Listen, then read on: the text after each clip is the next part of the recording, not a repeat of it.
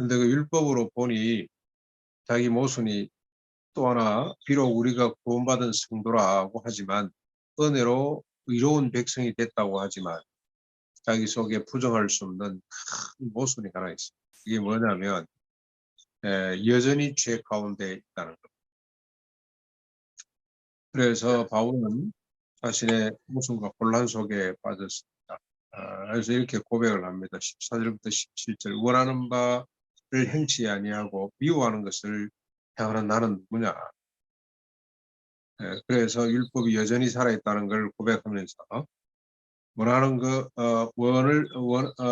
원하는 바를 행치 않고 미워한 바를 행하는 것이 내가 아니고 내 속에 거하는 죄라는 이 놀라운 사실을 고백하게 됩니다.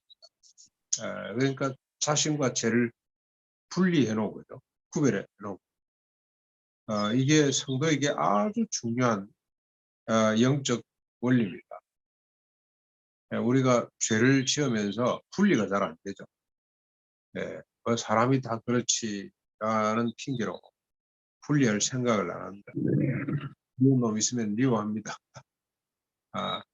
시기할 놈 있으면 시기합니다. 그런데 바울은 그걸 분리했습니다. 뭘로 분리가 됩니까? 바울이 뭐 특별해서 그렇습니까? 바울은 아주 영적으로 뛰어난 사람이 돼서 그렇습니까? 그렇지 않습니다. 기본적으로 우리가 믿음을 가진 사람이라면 이 분리가 가능합니다.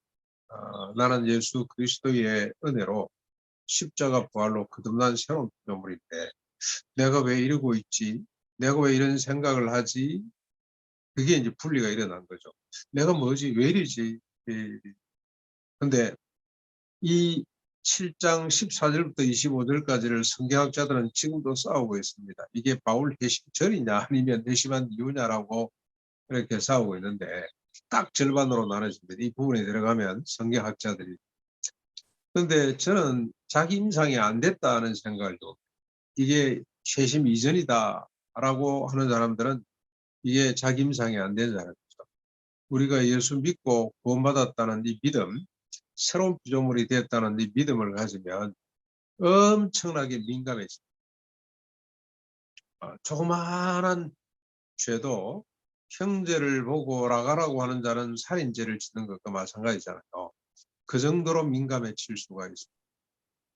내가 어떤 분을 미워한다는 것 자체를 용납할 수가 없습니다. 괴롭습니다. 너무너무 괴롭습니다. 마치 가시가 우리 몸에 박힌 것처럼. 여러분 저 보이지도 않지만 파란 가시가 우리 손바닥에 박혀 있으면 계속 고통스럽잖아요. 고통스럽지 않으면 그거는 죽은 거죠.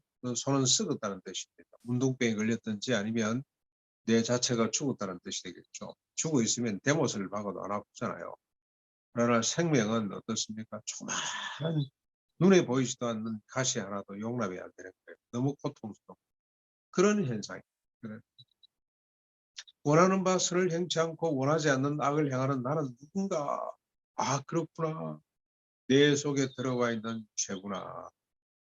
죄와 자신을 일단 분리시키는 거. 그러면서 조금 더 발전해 갑니다. 18절부터 20절까지 쭉 보시면 원하는 바 선을 행치 않고 원하지 않는 악을 행하는 것은 자신의 육신 속에 거하는 죄 때문에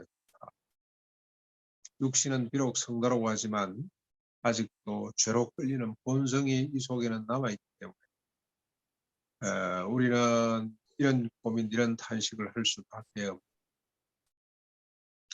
여러분 저 육신이 아직까지 회복되지 못했죠. 육신은 언제 회복됩니까? 주님이 재림에 오실 때. 그때 우리 육신도 회복이 돼요. 새로운 육신을 입게 돼요. 하늘에 속한 육신. 우리 먼저 죽었던 사람들도 부활합니다만 그때는 땅의 육신이 아니고 하늘에 속한 육신을 우리가 입게 되는데 그때는 죄로부터 죄의 권세, 죄의 존재로부터 그때는 나이 우리가 죄를 만날 수 없기 때문에 온전히 자유하게 됩니다만 우리가 육신을 갖고 있는 한 죄로 걸리는 본성이 있다는 거예요. 네. 여러분 저 서 있는 것보다 앉아 있는 게 더 편하죠. 앉아 있는 것보다 누워 있는 게 훨씬 더 편하지 않습니까? 육신의 한계 때문에 그런 거예요. 우리가 육신이 피곤해지면 짜증이 나죠. 육신의 한계 때문에 그렇습니다. 젊은 사람, 혈기왕성한 사람 정욕이 막 끌죠. 육신의 혈기 때문에 그런 것. 그래서 육신을 갖고 있는 이상 우리는 어쩔 수 없는 죄로 끌릴 수밖에 없다.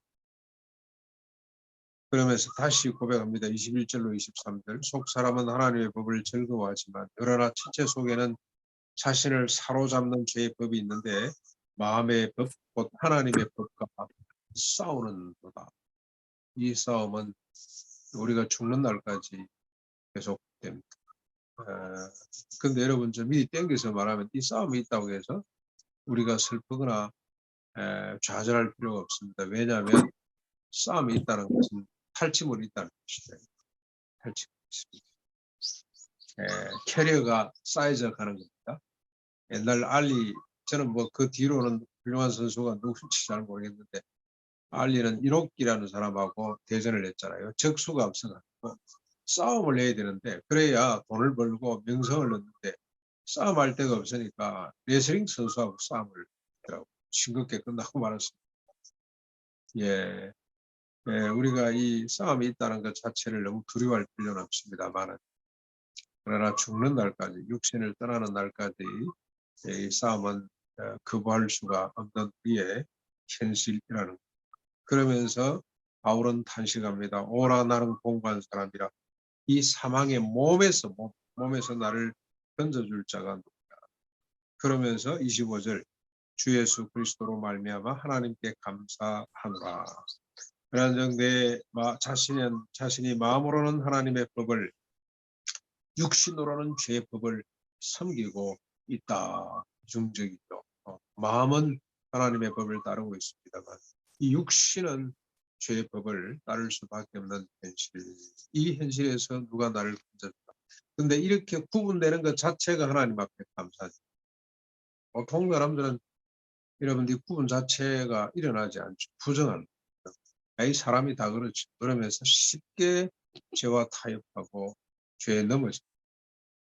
미운 감정이 생기면 그걸 처리하지를 못.